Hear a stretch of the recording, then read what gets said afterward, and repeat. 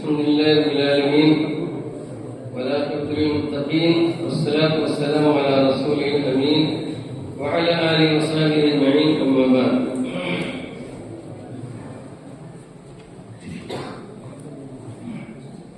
انجمن جمعیت الطلبہ کے اراکین اور پرنسپل اور اساتذہ کرام کا میں بےحد مشکور ہوں، شکر گزار ہوں کہ انہوں نے اس ادارے میں ایک نہایت ہی محترم شان پروگرام میں مجھے شرکت کی دعوت دی. اس ادارے سے میرا بہت ہی گہرا تعلق ہے. میری تعلیم اس ادارے میں 13 سال مکمل ہے. 1965 میں جس کو اتھا درجہ کہا جاتا تھا میں نے اس میں داخلہ لیا. 1978 تک میں نے پڑھا. 1978 میں چلا گیا امراواد. 13 سال پڑھنے کے باوجود مجھے قاعدے لکھنے کا حق نہیں، جبکہ لوگ 1 سال پڑھ کر کے فیضی لکھنے کا حق حاصل کر لیتے ہیں. میرا اس ادارے سے بہت ہی گہرا تعلق ہے. میں نے صرف پڑھائی نہیں ہے، یہاں رہ کر کے اساتذہ کے ساتھ تربیت بھی لی ہے، بہت کچھ حاصل کیا ہے. جس عنوان کے تحت آج کا پروگرام تھا وہ عنوان نہایت ہی اہم ہے آج کے دور میں. جو شرکا نے تقریریں کی ہیں یقیناً وہ حوصلہ افزائی کے مستحق ہیں، تحسین اور تصدیق کے مستحق ہیں، اور میرے سمجھ کے حساب سے عنوان کو مکمل طور پر سمیٹنے کی کوشش کی گئی. دلائل، مواد، وضاحت، اسلوب اور بیان ہر اعتبار سے تقریر بچوں کی قابل تحسین رہی. بعض بچوں کی تقریر اتنی جامع مؤثر تھی کہ رشک آتا ہے تقریروں پر. ایسی تقریروں مغربی تہذیب اس کا تعلق کسی دین سے نہیں ہے، نہ یہودیت سے نہ نصرانیت سے.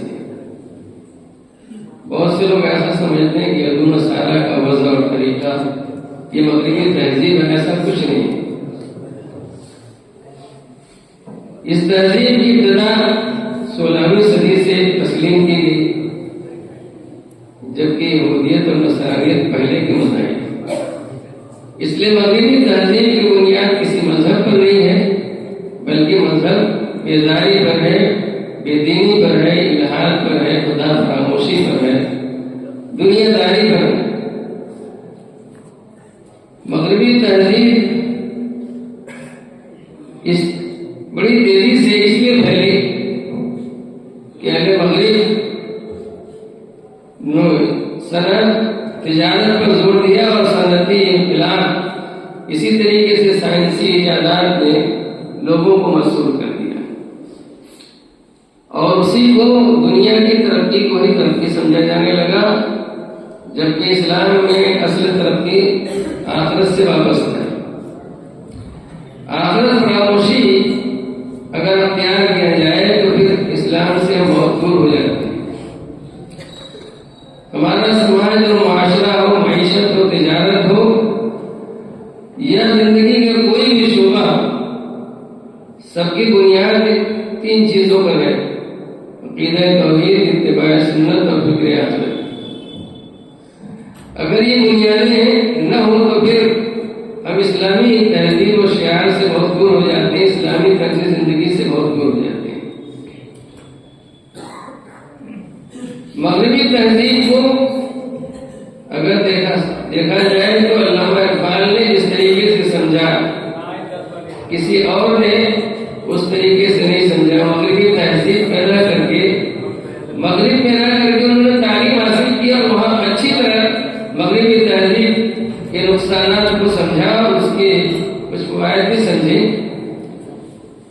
اسی زمانے میں انہوں نے کہہ دیا تھا کہ دیار مغرب کے رہنے والوں خدا کی بستی رکا نہیں ہے، کھرا جسے تم سمجھ رہے ہو وہ اب ذرا کم عیار ہوگا، تمہاری تہذیب اپنے خنجر سے آپ ہی خودکشی کرے گی، جو شاہ کے نازک کے آشیانہ بنے گا نہ پائیدار ہوگا۔ تو علامہ اقبال نے اس تہذیب کو بہت اچھی طرح سمجھا تھا،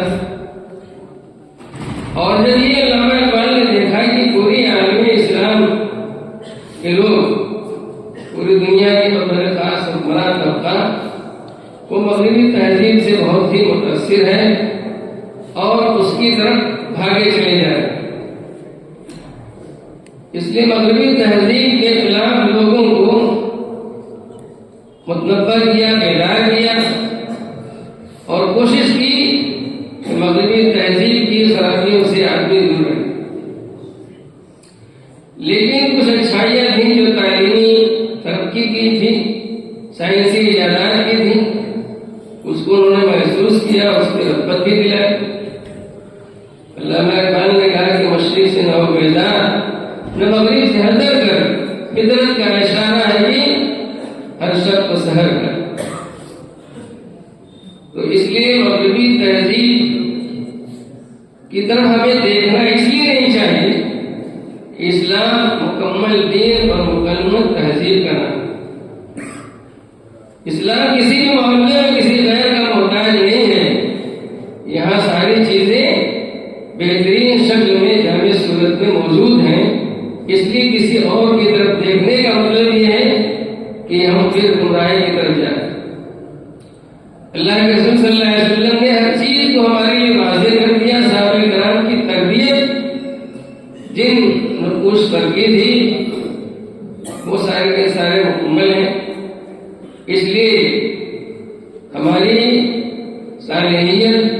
صلاحیت اور ترقی اسی بات میں ہے کہ اللہ کے رسول صلی اللہ علیہ وسلم کی سنت کی اتباع کی جائے، صحابہ کرام کے طرز زندگی کو اپنایا جائے۔ امام مالک رحمۃ اللہ علیہ نے کہا تھا کہ لن يصلح آخر هذه الامه الا ما صلح به اولها۔ علامہ شبلی نعمانی نے کہا کہ دنیا کے لوگوں کی ترقی تو اس بات میں کہ وہ آگے بڑھیں، لیکن مسلمانوں کی ترقی اس بات میں کہ وہ پیچھے ہٹے کہ صحابہ کرام کی زندگی سے جا کے مل جائے، اس میں ہے مسلمانوں کی ترقی۔ اس لیے جو ہے ہمیں اچھی طرح سمجھنا چاہیے، مغرب کی تہذیب کی تقلید تو اس طرح کی جاتی ہے، اس کو اندھی تقلید کہتے ہیں۔ کوئی اچھائی دیکھنے کی کوشش نہیں کرتا کہ اس میں کچھ اچھائی بھی ہے یا نہیں، بڑی ساری خرابیوں کے باوجود اس کو اپنایا جاتا ہے۔ اللہ تبارک و تعالیٰ سے دعا ہے کہ اللہ تبارک و تعالیٰ ہم سب کو صحیح سمجھ عطا فرمائے، خاص طور سے ہمارا قلبی تعلق قرآن کی تلاوت اور اس کے اندر فکر و تدبر سے ہو، اور اتباع سنت اور فکر آخرت کی بنیاد پر ہماری زندگی گزرے۔